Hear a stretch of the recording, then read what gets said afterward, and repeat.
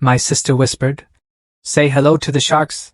Before shoving me off the yacht in the middle of the ocean. My husband? He just stood there, smiling. Their plan was simple, steal my $1 billion fortune. But when they came home, I was waiting. I smiled and said, I've got a gift for you, too. I am Priscilla Winters, and the day my sister, my own sister, looked me in the eyes and whispered, say hello to the sharks. As she shoved me off our yacht, that was the day my entire world shattered.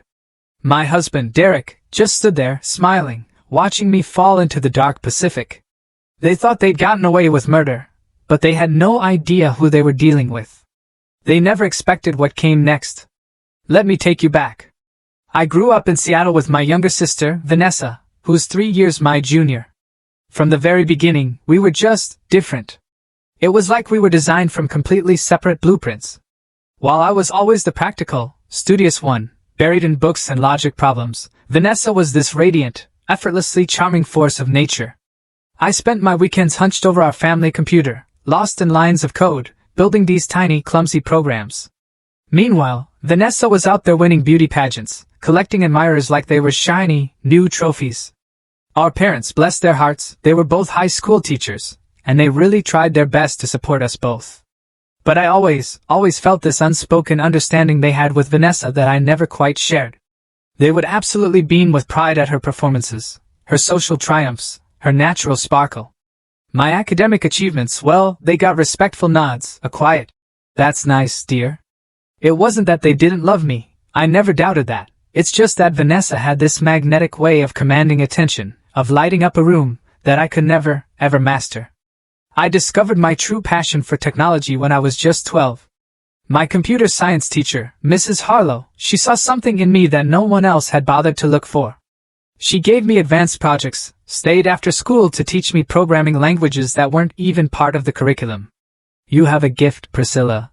She told me once, her voice kind but firm. Your mind works in extraordinary ways. Those words, they became my anchor, my secret strength through so many difficult times to come. College was a brutal, financial grind. I worked 3 jobs simultaneously, literally running myself ragged to pay for my computer science degree at the University of Washington. Morning barista shifts where my hands shook from exhaustion, afternoon library hours, then weekend tech support for local businesses. And all the while, Vanessa? She got a partial scholarship to study communications, which our parents topped up by emptying their life savings. Every penny. Did I resent it? No, not really, not then. Vanessa had this incredible talent for making everyone, including me, feel like her dreams were absolutely worth investing in, worth sacrificing for. During those years, I barely slept. Seriously, I was running on fumes. When I wasn't working or studying, I was back in my tiny apartment, hunched over my laptop, coding. That's where I started developing the algorithm that would eventually become the very foundation of my company. I was completely fascinated by the idea, the possibility, of creating artificial intelligence that could interpret human emotions through digital interactions. Most experts laughed, said it was impossible, a pipe dream. You know what? That only made me more determined. After graduation, I landed a mid-level programming job at a tech company, just to pay the bills. But every night, every weekend, I poured myself into my personal project. 3 years later I had it, a working prototype of what I called the Emotional Intelligence Interface, or AI. It was revolutionary. A true AI system that could analyze text, voice patterns, digital behavior, and accurately interpret emotional states, then respond appropriately. It was beyond anything anyone had seen. That's when I quit my job, drained my life savings, all $60,000 of it, and founded Neurosync. The first 2 years were just brutal. Absolute hell.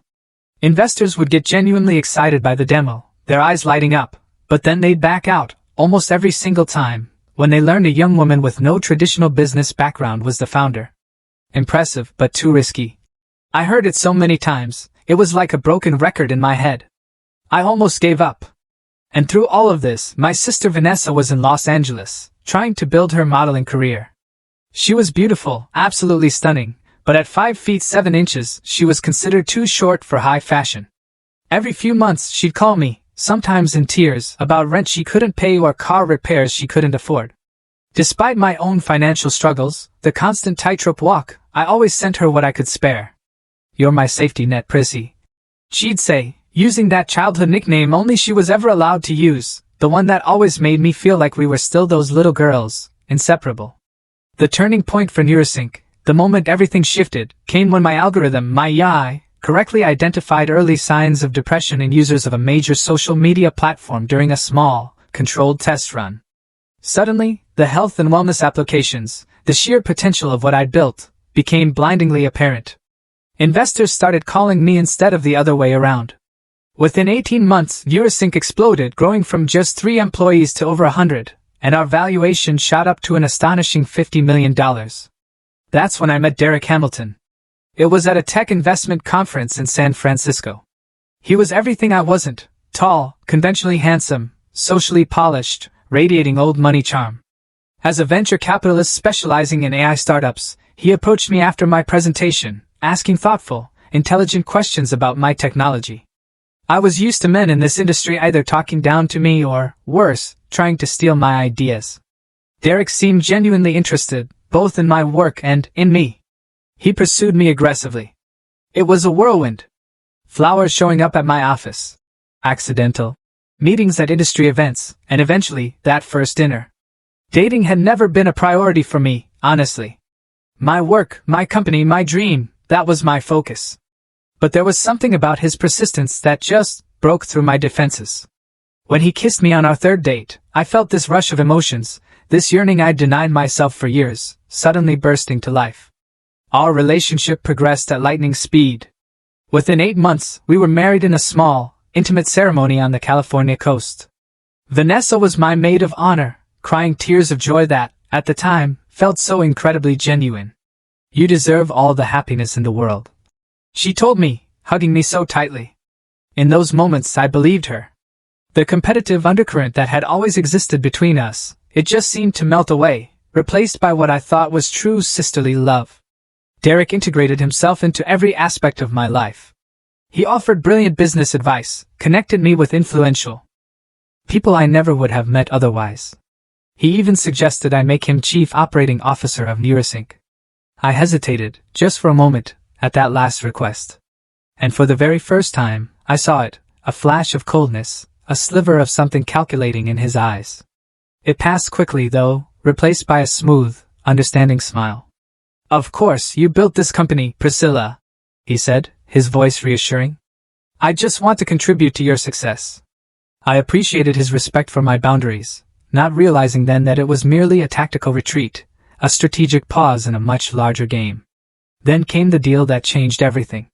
Tech Global, one of the biggest technology companies in the entire world, offered to acquire Neurosync for an unbelievable $1 billion. The number was absolutely staggering. My board urged me to accept, pointing out that Tech Global's vast resources would help scale my technology globally, reaching millions. After weeks of intense negotiation, I agreed, but only with strict conditions that protected my core team and ensured the technology would be used ethically. That was non-negotiable for me. The day the deal closed, Derek organized a massive celebration at our home. As we toasted with champagne, the bubbles tickling my nose, I caught a look between him and Vanessa, who had flown in for the occasion. It was brief, just a fleeting moment of silent communication that struck me as odd, but not alarming. I was too overwhelmed, too utterly numb with the sudden, unimaginable wealth to pay much attention. $1 billion. Me. The poor girl from Seattle who worked 3 jobs to pay for college, now one of the richest women in the country. If only, oh God, if only I had known what that money would truly cost me. 18 months into my marriage, and just 6 months after the $1 billion acquisition, I started noticing subtle changes in Derek. The man who once couldn't bear to be apart from me now had frequent business trips. His attentive, loving morning texts became sporadic, then disappeared for days. He started taking phone calls in another room, his voice dropping to a whisper whenever I approached. At first, I tried to attribute these changes to normal relationship evolution. The honeymoon phase doesn't last forever, right? And we were both busy professionals. But then Vanessa started appearing at our San Francisco mansion with increasing frequency. "The modeling industry is so dead right now," she'd lament. "Just until I figure out my next move." Those weeks turned into months. I welcomed her presence, initially thinking it might be nice to finally rebuild our sisterly bond now that the petty competition for our parents' attention was long behind us. Looking back, I should have paid attention to the way she and Derek interacted. There was an ease between them, an almost intimate familiarity that went far beyond friendly in-laws. They shared inside jokes. Their conversations would stop abruptly, like a record scratching, whenever I entered a room. More than once, I caught Derek's hand lingering on Vanessa's shoulder, or the small of her back. A cold knot started forming in my stomach. One evening I came home early from a meeting to find them huddled over Derek's laptop in his study. They jumped apart, startled, when I entered, and Derek quickly slammed the laptop shut. "Just showing Vanessa some investment opportunities," he explained smoothly, a little too smoothly, "for when she decides what to do next." I nodded, feigning casualness, but something felt off. Deeply, fundamentally off. That night, I did something I rarely did. I checked our network activity logs, a security measure I'd installed when we moved into the mansion, just a routine precaution. And there it was. Derek's computer had accessed our joint financial accounts, specifically the ones containing the bulk of my acquisition money. This wasn't unusual in itself. Derek managed much of our personal finances. But what concerned me, what screamed danger, was that these searches focused on transfer limits and international banking regulations. My blood ran cold. The next morning, I confronted him over breakfast, trying to keep my voice even, my expression neutral. "Is everything okay with our finances, Derek? I noticed you were looking into large transfers last night." His face remained utterly impassive, but his coffee cup paused halfway to his lips. "Just for a second. Just routine planning," he said too casually. "With wealth like ours, we need to be strategic about asset allocation." He smiled, that charming, disarming smile, and added, "You know, finance bores you, Priscilla. Trust me to handle this part." He was right that investment strategies weren't my expertise. But something in his dismissive tone, that patronizing smile, raised an immediate, blaring alarm bell in my gut. For the very first time, I wondered if I truly knew the man I had married. That afternoon, I called Martin Reeves, a private investigator recommended by my company's former security chief. "I need a thorough background check on 2 people," I told him discreetly, my voice tight. While waiting for Martin's findings, I started paying excruciatingly close attention to Derek and Vanessa's movements. They seemed to find excuses to be alone together, constantly, whether it was shopping trips or long, lingering walks along the beach near our home. Twice, I pretended to be on work calls, my phone to my ear, while actually listening to their hushed conversations in the next room. But they spoke in vague, coded terms that revealed nothing concrete. The suspense was killing me. 3 days later, Martin called with the preliminary results. "Mrs. Hamilton," he said carefully, his voice grave, "I found some concerning information about your husband's financial history. Before meeting you, he was nearly bankrupt due to failed investments and gambling debts. He took out several high-interest loans that were suddenly paid off shortly after your marriage." My stomach tightened into a painful knot. "And your sister, Miss Winters, has significant credit card debt across multiple accounts. She also has been making large cash deposits into an offshore account over the past 3 months, totaling about $100,000. The source of these funds is unclear." After hanging up, I sat in my home office, the silence deafening, trying to process this information. The Derek I thought I knew, financially responsible and successful? Had our entire relationship been built on a foundation of lies? And where, how, was Vanessa getting that kind of money? I decided I needed more direct action. Under the guise of upgrading our home security system, I installed hidden cameras in common areas of the mansion, including Derek's study. I even told our household staff they had a paid week off, claiming Derek and I wanted privacy for our anniversary. The first 2 days yielded nothing unusual on the cameras. But on the 3rd day, I had a scheduled meeting with tech global executives. I told Derek I would be gone all day. Instead, I left for 2 hours, then parked down the street, my heart hammering, and accessed the security feed from my tablet. What I saw next confirmed my worst, most terrifying fears.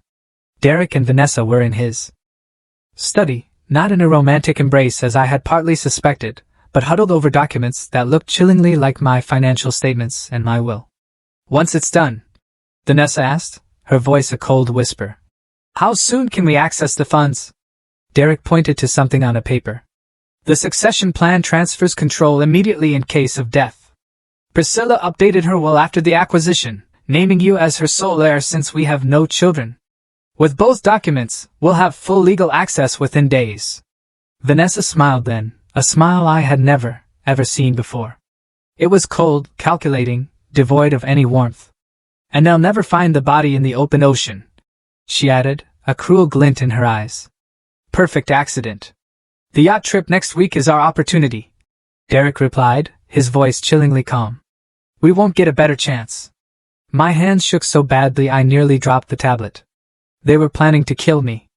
My husband and my sister, my own sister, were conspiring to murder me for my money. The betrayal was so enormous, so monstrous, I could barely comprehend it. I drove aimlessly for hours, my mind racing, a tangled mess of disbelief and terror. My first instinct, primal and desperate, was to confront them, to scream, to demand how they could plot something so unspeakable against someone who loved them. But a deeper instinct, a raw, powerful urge for survival, kept me from acting rationally.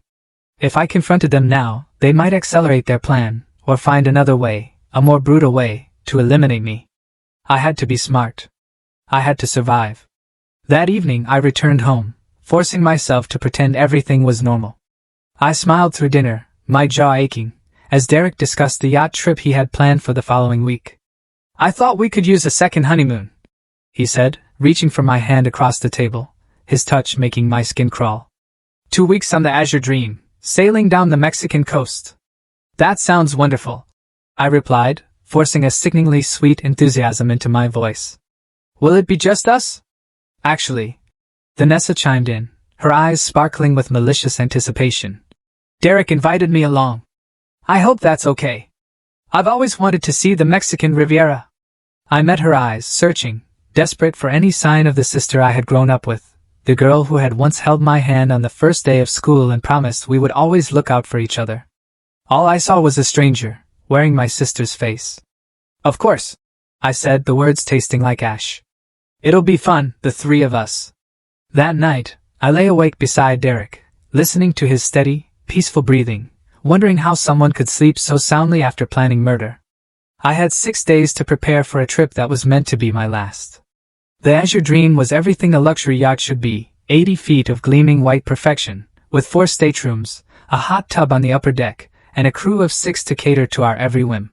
Under different circumstances, I would have been struck by its sheer opulence. Instead, as we boarded in San Diego Harbor, I felt like I was walking onto the stage for my own execution. I had spent the previous days making careful, desperate preparations. I told my assistant, Jane, about my suspicions, giving her a sealed envelope with instructions to open it if she didn't hear from me for 3 consecutive days. I activated the location tracking on all my personal devices. I created a new emergency email account that would send automated messages to specific people if I didn't log in within 48 hours. And I transferred $10 million to a hidden account, one only I could access, completely separate from the assets Derek knew about. Just in case. The first few days on the yacht passed in a haze of false normalcy. We sunbathed on the deck, swam in the clear blue waters, and dined on exquisite meals prepared by the yacht's chef. The crew was always present, a constant, comforting presence, which I believe kept Derek and Vanessa from acting on their plan. Too many safety precautions, too many witnesses. By the 4th day, we had traveled far from the Mexican coast, Captain Rodriguez mentioning we were in open water, about 100 miles from the nearest land. That evening, Vanessa, with an innocent smile, suggested the crew deserved a night off from serving us dinner, insisting we could manage ourselves for one meal. Derek, predictably, quickly agreed, telling the captain to give everyone the evening off in their quarters.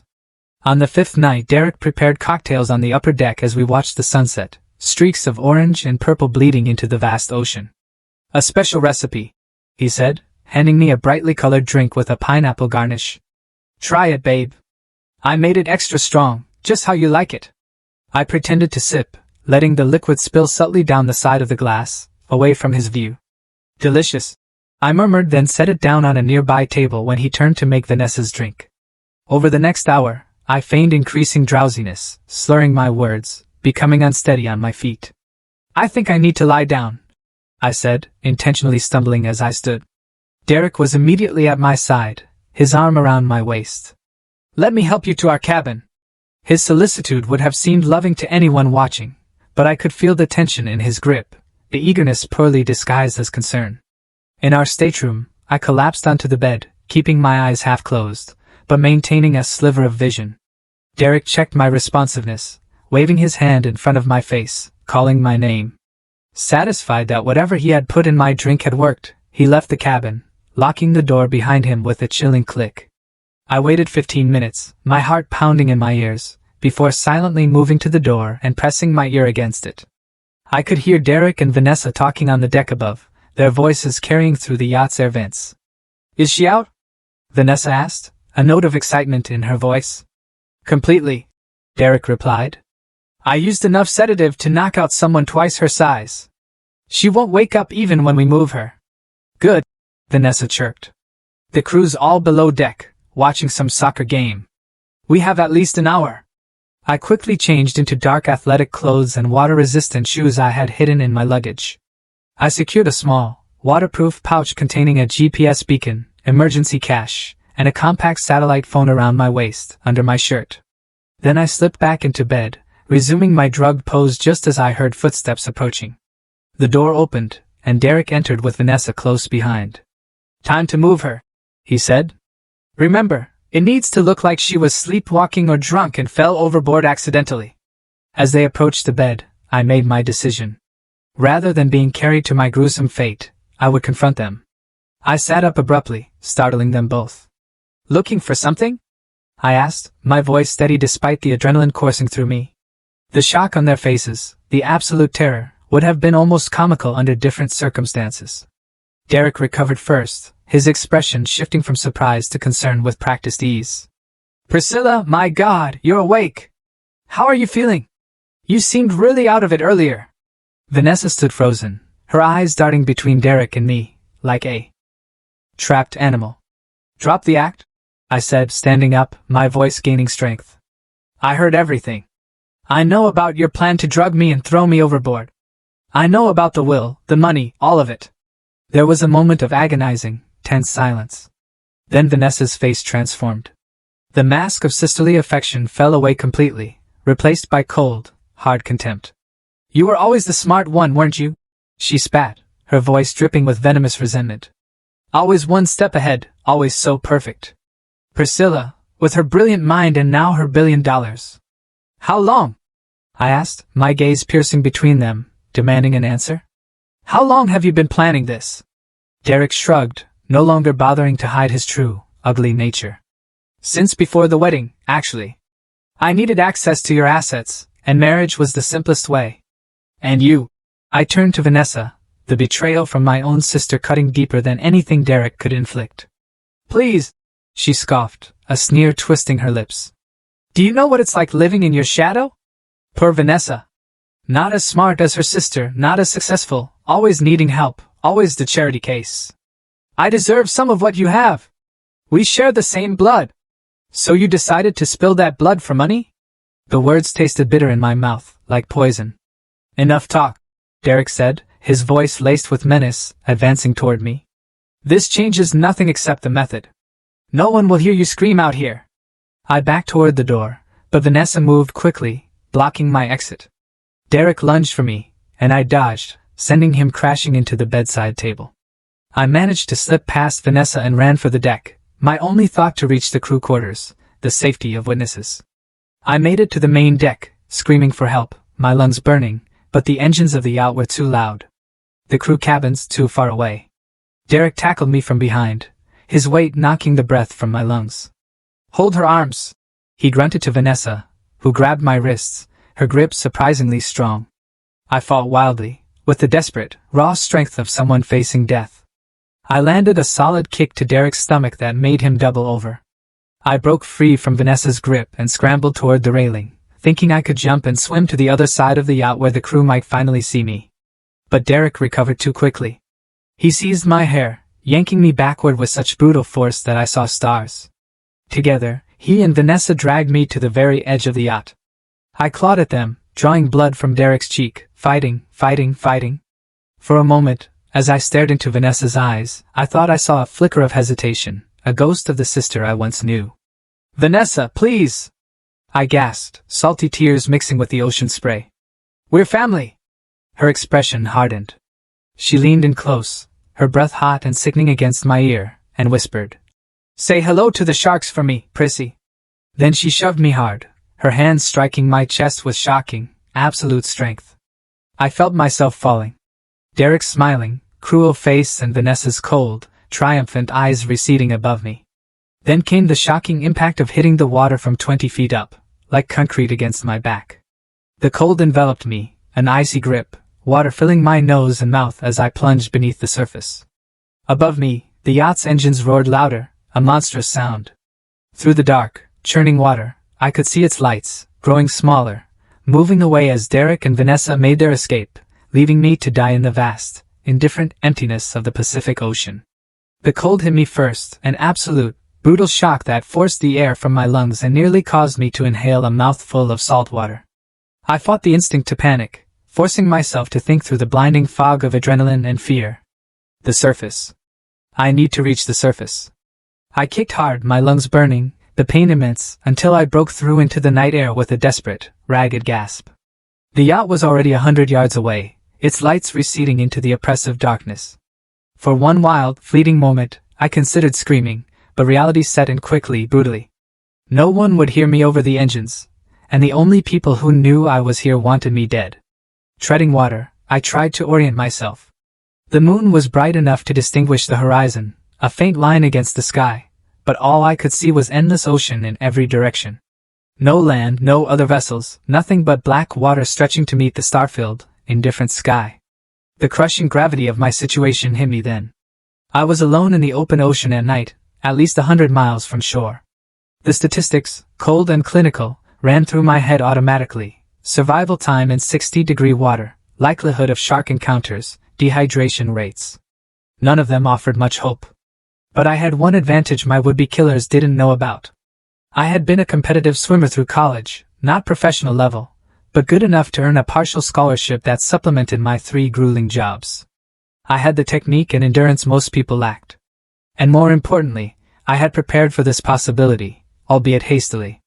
I reached under my shirt for the waterproof pouch. Inside was the GPS beacon, which I immediately activated. The tiny light blinked green, signaling it was working.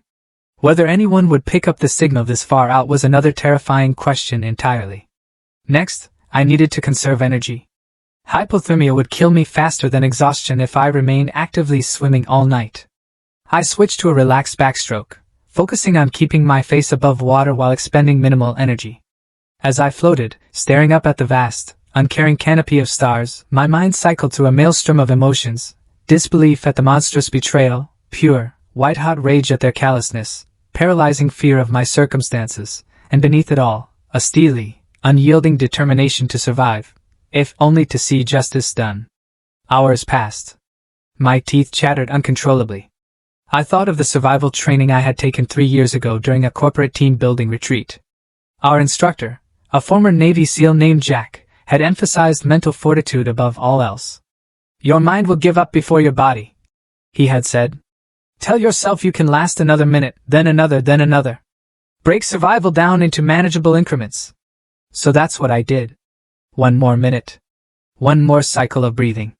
One more look at the stars. The night seemed eternal, an endless black void, but eventually, blessedly, the black sky began to lighten, almost imperceptibly, in the east.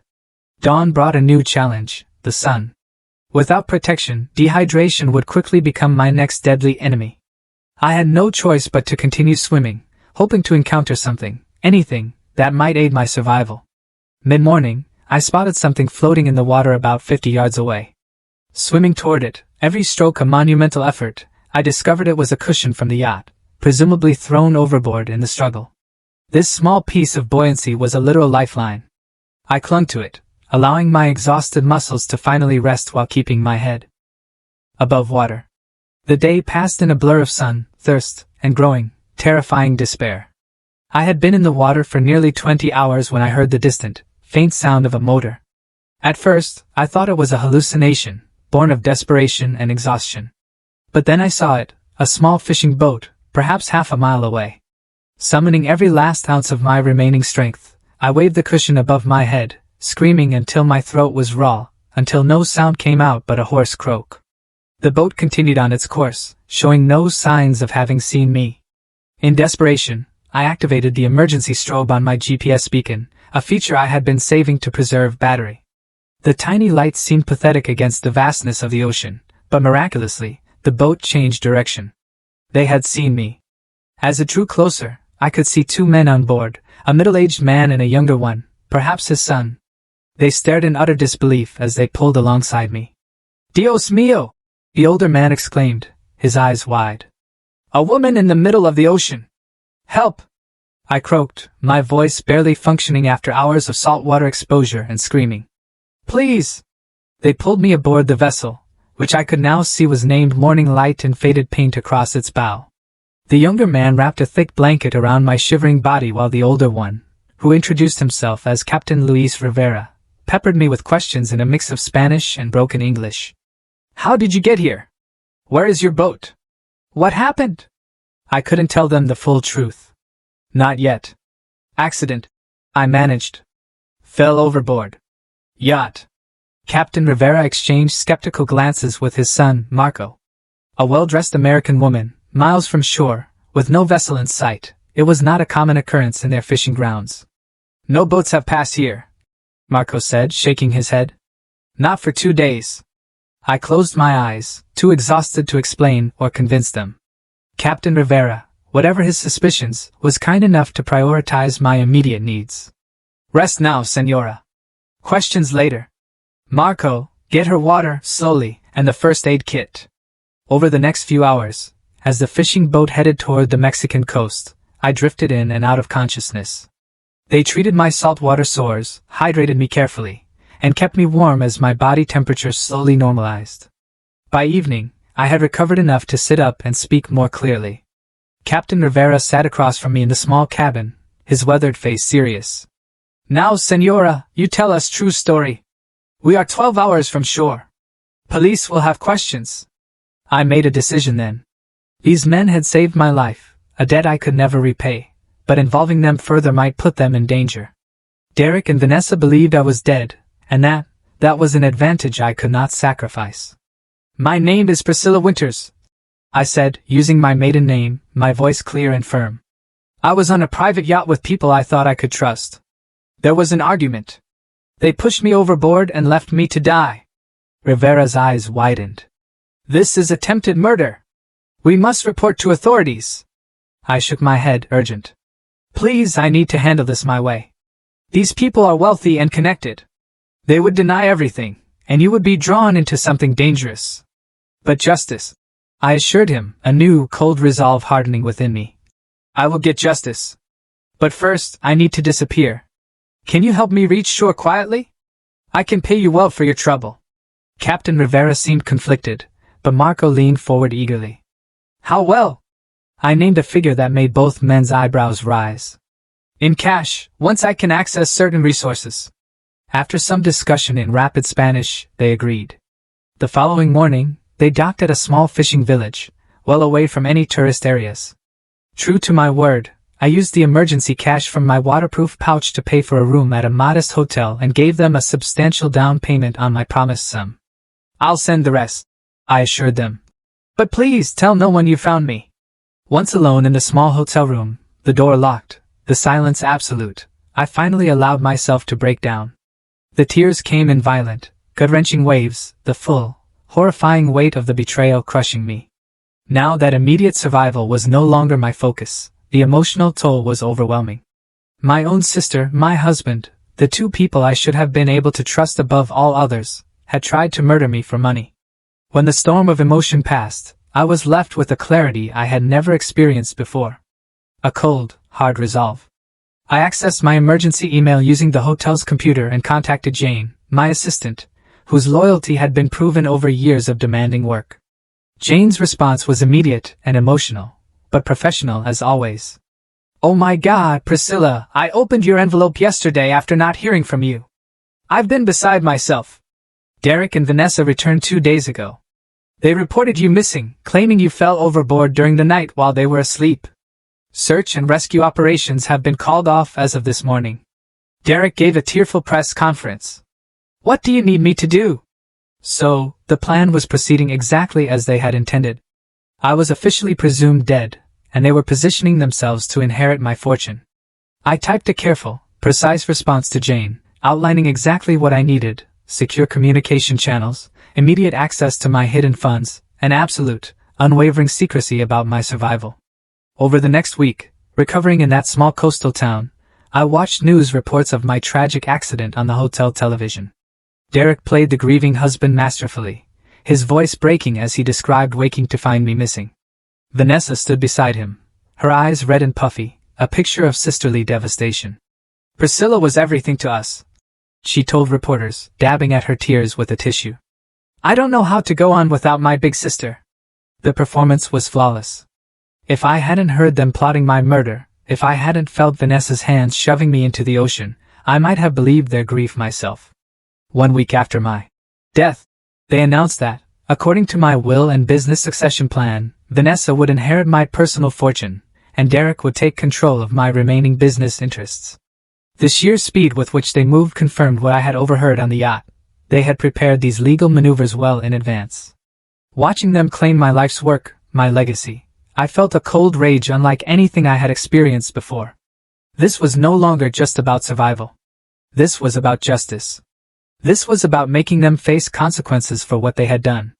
With Jane's help, I assembled a small team of people I trusted implicitly.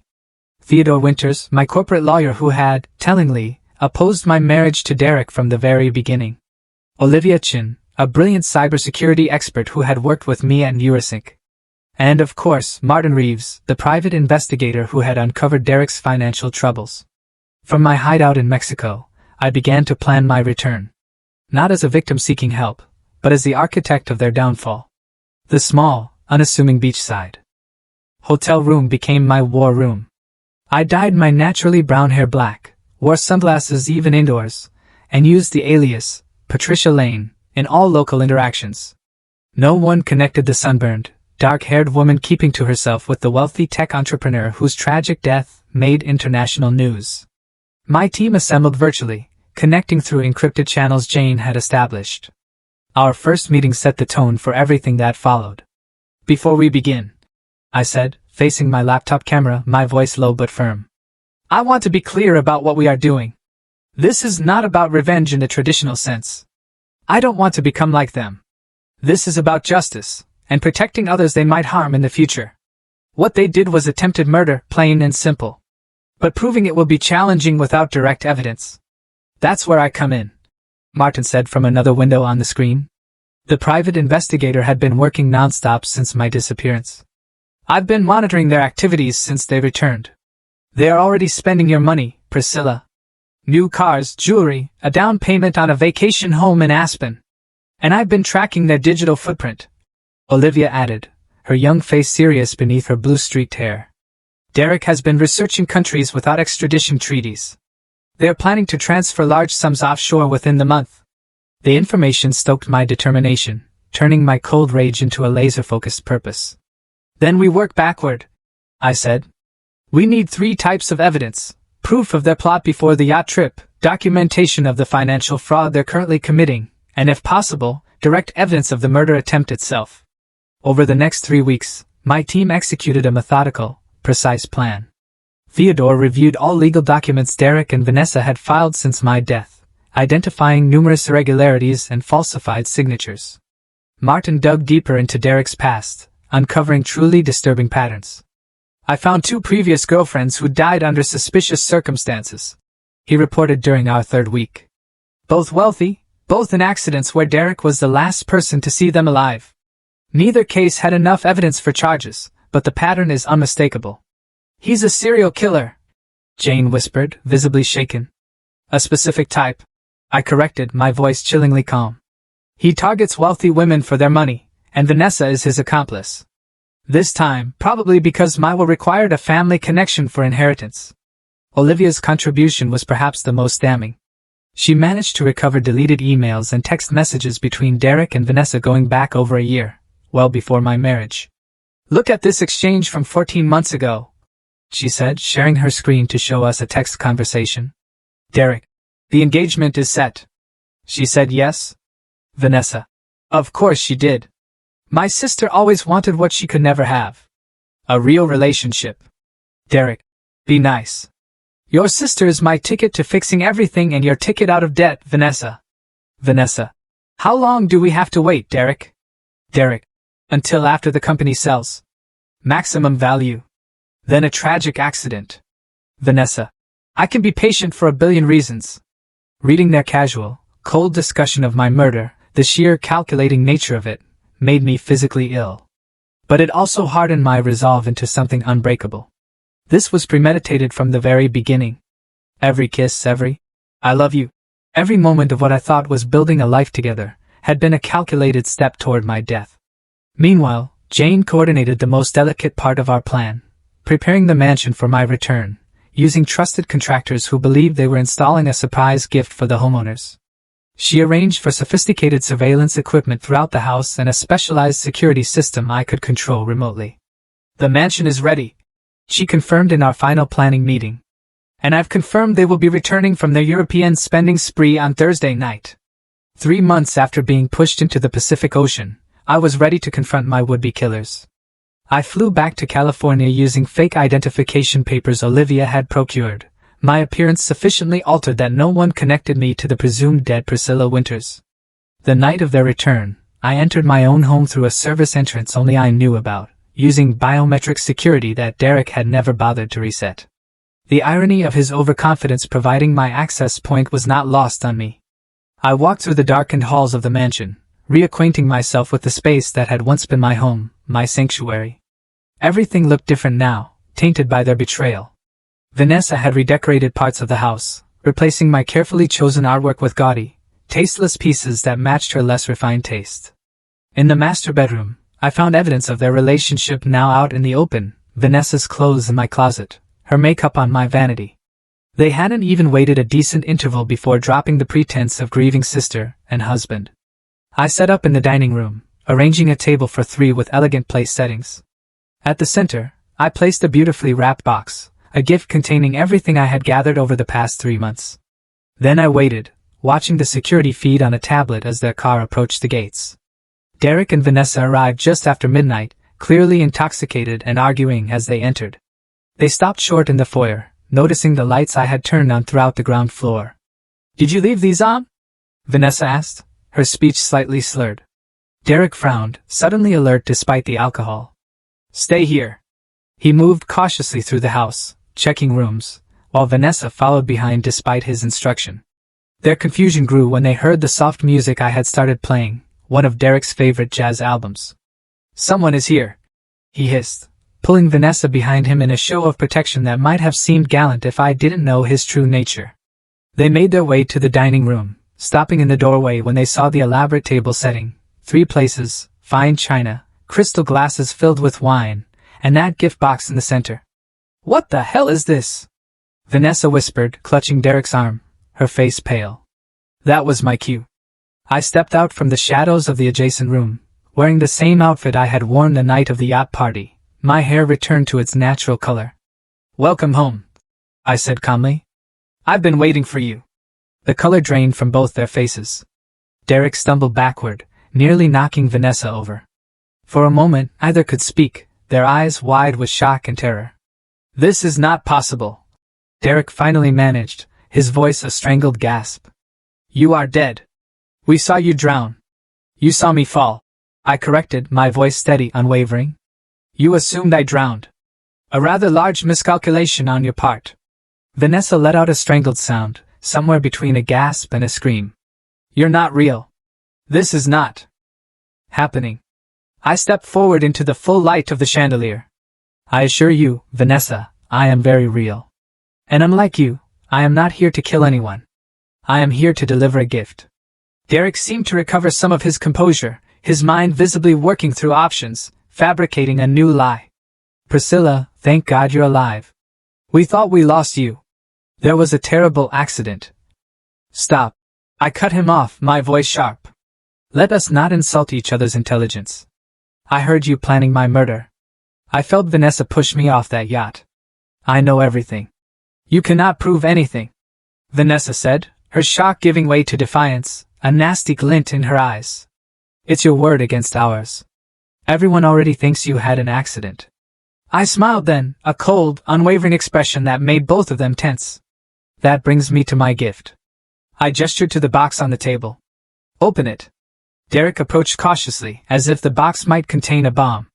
In some ways it did, just not the explosive kind. He lifted the lid and stared at the contents, his face contorting with dawning horror. Inside was a custom-made presentation containing 4 items. First, a waterproof camera, the same one I had hidden in my cabin on the yacht, which had captured their conversation about drugging me and staging my accident. Second, a flash drive containing all the recovered emails and texts between them, dating back to before my marriage, explicitly discussing their plan to kill me for my money. Third, financial records showing their embezzlement and fraud since my death, along with documentation of the secret offshore accounts they had established. Fourth, and perhaps most damaging, police warrants for their arrest on charges of attempted murder, conspiracy, fraud, and a host of other crimes, already signed by a judge, thanks to Theodore's legal maneuvering. This is impossible, Derek whispered, rifling through the documents with trembling hands. Actually, I replied, my voice calm. It was quite possible with the right team. A team of people who, unlike you two, understand the meaning of loyalty. Vanessa suddenly lunged for the box, trying to grab the evidence, but I was ready. With the press of a button on my phone, the dining room doors locked automatically. The police are already outside, I informed them, along with FBI agents. Since some of your financial crimes cross state lines, they were waiting for my signal, which I just sent. Derek's face transformed, the mask of civilized behavior dropping entirely to reveal the predator beneath. He flipped the heavy dining table toward me with surprising strength, sending dishes crashing to the floor, and charged toward a side door. It was locked, of course. All exits were secured, except the main entrance where law enforcement waited.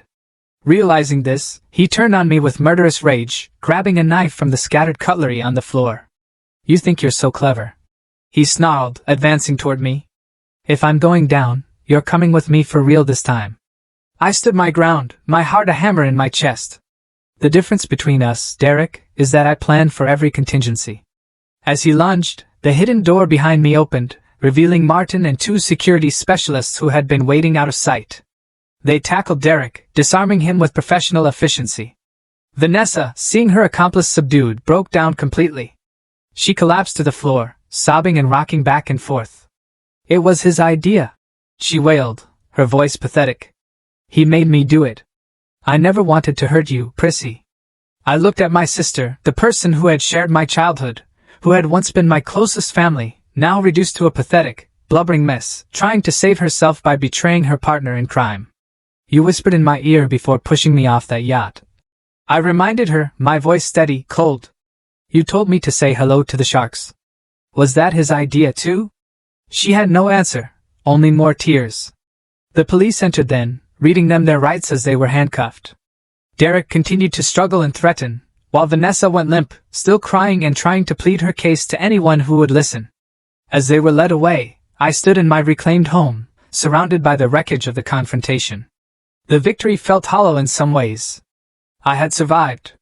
I had stopped them from enjoying the fruits of their crime. Justice would be served.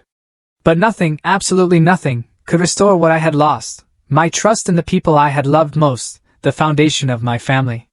Yet, amid the broken glass and scattered evidence of betrayal, I felt something unexpected, a profound sense of freedom.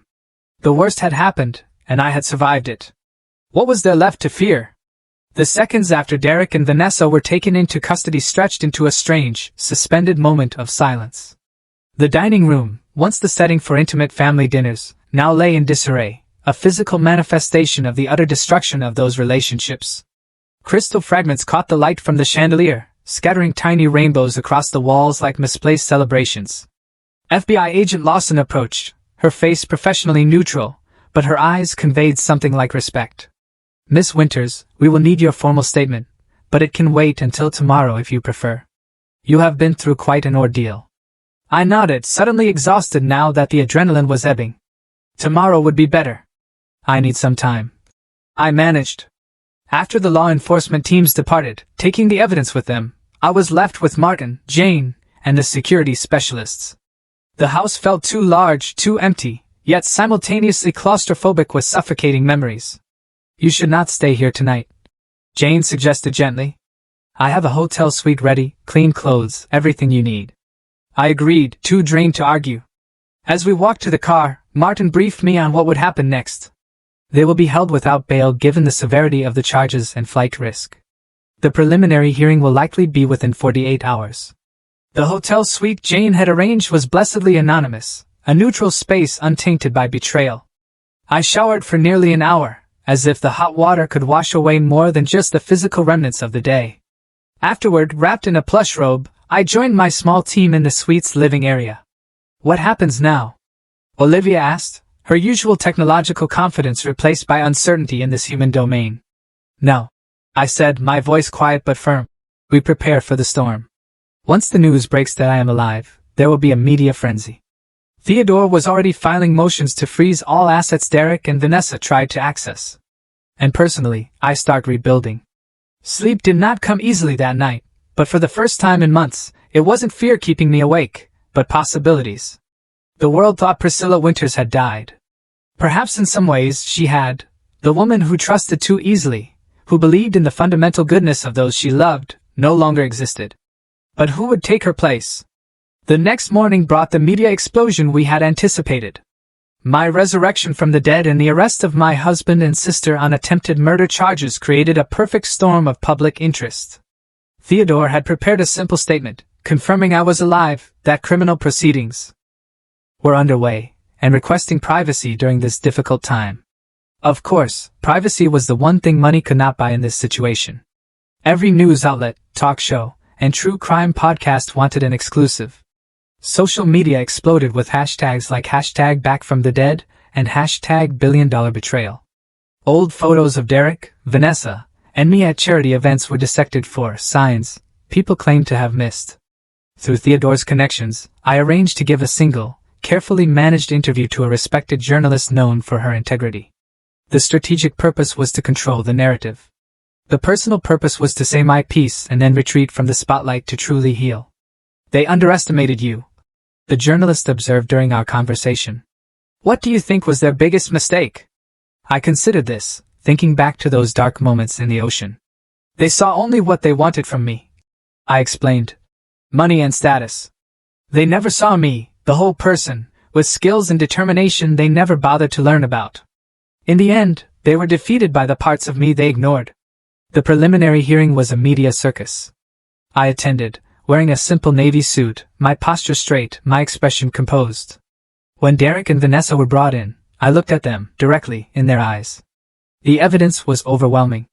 The recording from the yacht alone was devastating, capturing their explicit discussion of murdering me for my money. Their electronic communications provided years of premeditation. The financial records showed fraud both before and after my presumed death. Both were denied bail. As they were led away, Vanessa finally looked at me, her expression a complex mixture of shame, anger, and something that might have been regret. I gave her nothing in return. No hatred, but no forgiveness either. Just the steady gaze of someone who had moved beyond her power to hurt. Outside, reporters shouted questions about how it felt to face my would-be killers. I paused before getting into the waiting car. "Justice is not the same as healing," I said. "Today was about justice. Healing is my private journey." The months that followed were filled with legal proceedings. Derek and Vanessa, true to form, turned on each other, each trying to minimize their own culpability by implicating the other. The prosecution had little trouble building their case with our evidence and their mutual betrayal. Throughout this period, I began the slow, arduous process of reclaiming my life. I moved out of the mansion, too tainted by memories to ever feel like home again. I purchased a modern, secure apartment overlooking the bay, its open layout and walls of glass a deliberate contrast to the hiding and secrets of the past year. I also faced the bewildering challenge of legally returning from the dead. The paperwork was staggering, undoing death certificates, reclaiming frozen accounts, re-establishing my legal identity. Theodore handled most of it, but some things required my personal attention. "The irony," Theodore remarked during one marathon document signing session, "is that Derek and Vanessa actually made some of this easier by moving so quickly to claim your assets." Their fraud means many transfers were never fully completed. 9 months after the night of confrontation, the trials concluded. Derek, with his history of suspicious deaths and role as the mastermind, received a sentence of 30 years without possibility of parole for attempted murder, conspiracy, and fraud. Vanessa received 18 years, a lighter sentence, reflecting her secondary role and eventual cooperation with prosecutors. I attended the sentencing, not out of vindictiveness, but to close that chapter definitively. As the bailiff led Vanessa away, she turned toward me. "Priscilla," she called out, her voice breaking. "I am sorry. Not for getting caught, but for everything. I know you will never forgive me." "I wouldn't either." I did not respond. Some wounds went too deep for words to bridge, some betrayals too fundamental to ever repair. The door closed behind her, and with it, I closed the door on that part of my life. Later that evening, alone in my apartment, I stood at the window, watching the lights of ships in the bay. Each moving through darkness, guided by their own navigational systems, plotting their own course through potentially treacherous waters. Not so different from people, really. My phone chimed with a message from Luis Rivera, the fishing boat captain who had rescued me. We had stayed in touch, and I had funded his son Marco's college education in gratitude. "Saw the news about the sentencing." His message read. "The ocean did not take you because you have more to do in this world. Remember that." Looking out at the vastness of the bay, I finally allowed myself to cry, not from grief or anger, but from a profound, liberating release. I had survived the unsurvivable, twice over, the cold depths of the ocean and the colder depths of human betrayal. Whatever came next, it would be on my terms, navigating by stars of my own choosing. 1 year after the sentencing, I stood on the deck of a small yacht. Not the ostentatious Azure Dream, but a modest vessel I had chartered for the day. The Pacific stretched before me, the same waters that had nearly claimed my life now glittering peacefully in the morning sun. This time, I was not a victim, but a captain of my own journey, both literally and figuratively. "Are you sure about this?" Jane asked, standing beside me at the railing. She had remained my right hand through everything, her loyalty one of the few constants in my transformed life. "I need to face it," I replied, looking at the coordinates on the GPS, the approximate location where I had been thrown overboard. Not to relive the trauma, but to write a new ending to that story. The trial and sentencing had dominated headlines for months, a cautionary tale of greed and betrayal that captivated the public imagination. Investigations into Derek's past had revealed even more disturbing patterns, with authorities reopening cases of 2 previous girlfriends whose accidental deaths now appeared chillingly suspicious. Vanessa's cooperation had helped prosecutors build an airtight case, though her tearful testimony about being manipulated by Derek rang hollow against the overwhelming evidence of her active participation. I had watched the legal process unfold with a strange detachment, as if observing characters in a play rather than people who had once been central to my life. The psychological distance was necessary for my survival, a protective barrier between my present and the painful past. My recovery had not been linear. There were days of progress followed by nights of paralyzing nightmares, moments of strength interrupted by unexpected panic attacks when a boat engine sounded too similar to the Azure Dream, or when someone approached me from behind unexpectedly.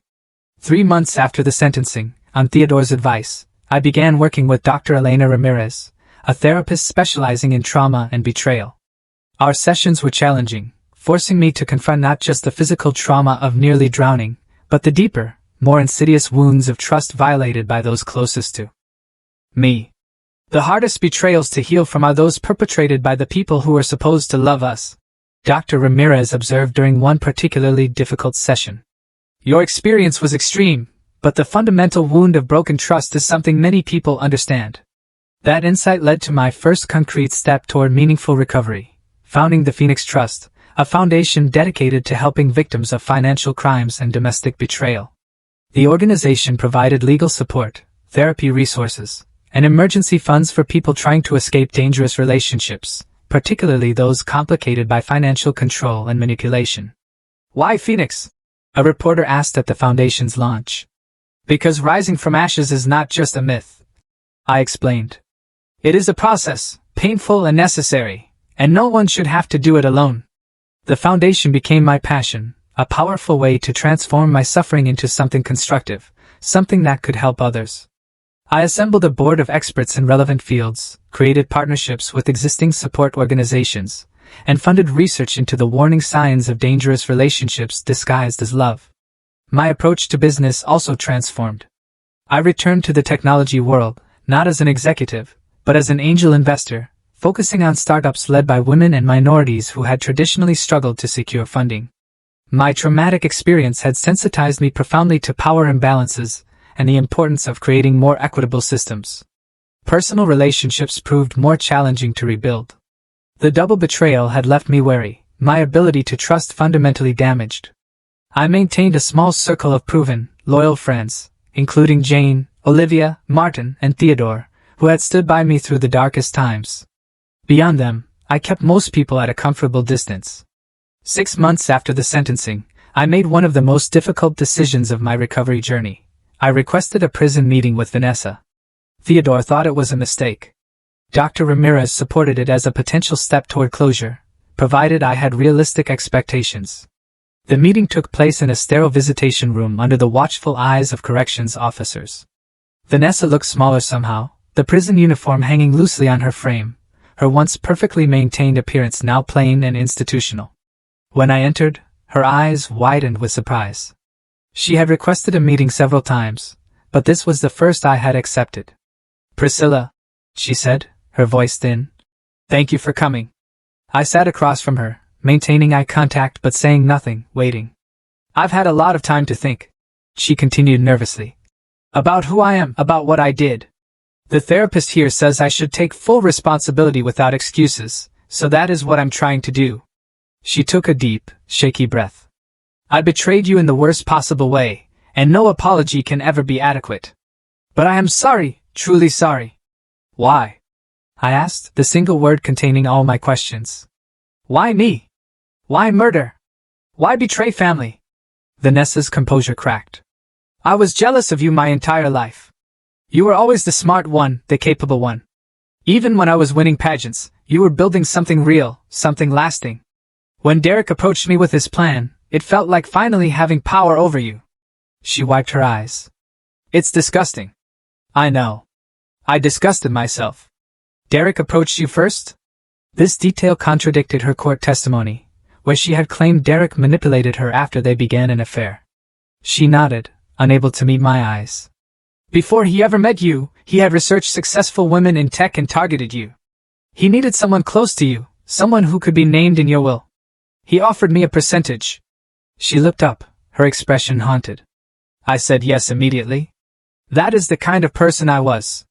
The past tense was interesting, suggesting she saw her former self as a different person. Whether that represented genuine change or just another manipulation, I couldn't tell. "Do you know what the hardest part was?" I asked, my voice steady, betraying no emotion. "Not nearly drowning, not the betrayal itself. It was realizing that in all our years as sisters, all the times I helped you financially, all the family holidays and shared experiences, you never actually saw me as a human being. I was just a resource to be exploited." Tears streamed down her face. "I know. And I cannot change that or fix it. I will be 60 years old when I get out of here. All I can do is try to become someone different than the person who did those terrible things." I stood to leave, having heard what I came for. Not forgiveness, not closure exactly, but confirmation of what I had already sensed. The betrayal had never been about me. It reflected the broken moral compasses of Derek and Vanessa, their internal emptiness that no amount of money could ever fill. At the door, I turned back. "I don't hate you, Vanessa. That would require emotional investment I'm no longer willing to make. I wish you well in becoming whoever you are trying to become. But we will never be family again." Her sob followed me out of the room, but it did not follow me out of the prison. For the first time, I felt truly free of the emotional weight of her betrayal. Now, standing on the yacht at the approximate site of my near-death, I completed another circle of healing. I had brought white roses, one for each month of my recovery journey. One by one, I dropped them into the water, watching them float away on the current. "This is not about forgiveness," I said to Jane and a small group of friends who had accompanied me on this pilgrimage. "It is about reclaiming this space, this experience, about acknowledging that I survived, not just through luck, but through my own strength and the help of good people." The final rose I held on to for a moment longer. This one is for the person I was before, the trusting woman who died in these waters. I honor her memory, but I do not mourn her anymore. She has evolved into someone stronger. As the last rose joined the others on the water, a profound sense of peace settled over me. Not the naive peace of someone untouched by tragedy, but the hard-won serenity of a survivor who has rebuilt from ruins. Back on land, I continued building my new life. The Phoenix Trust expanded nationally, helping thousands of people escape dangerous situations. My investment portfolio supported dozens of promising startups led by founders from underrepresented backgrounds. I developed new friendships cautiously but genuinely, creating a chosen family to replace the one that had betrayed me. 2 years after the confrontation, I published a memoir titled, After the Fall, Rebuilding When Your Foundation Crumbles. It became a surprising source of connection with others who had experienced different but similarly devastating betrayals. The book's success led to speaking engagements where I shared my journey not as a victim, but as someone who had faced the worst and emerged whole, if irrevocably changed. The most important lesson I learned, I told an audience of survivors at a Phoenix Trust event, is that while trust can be broken catastrophically, it can also be rebuilt deliberately, not as a default setting anymore, but as a conscious choice based on evidence and boundaries. And paradoxically, that kind of trust, earned rather than given blindly, creates stronger connections than I had before. I never remarried or even dated seriously in those first years of recovery. Some wounds needed more time than others, but I remained open to possibility, refusing to let Derek and Vanessa take future joy from me along with everything else they had tried to steal. Today, watching the ocean from my apartment, I see it differently than I once did. Not just as the site of my near death, but as the beginning of my rebirth. The vast water that nearly claimed me also carried me to Luis and Marco Rivera, to a second chance, to the person I am now becoming. Life offers no guarantees against betrayal or loss. People we trust may reveal themselves as strangers. Foundations we thought solid may dissolve beneath our feet. The only certainty is our capacity to begin again, to build something new from whatever remains.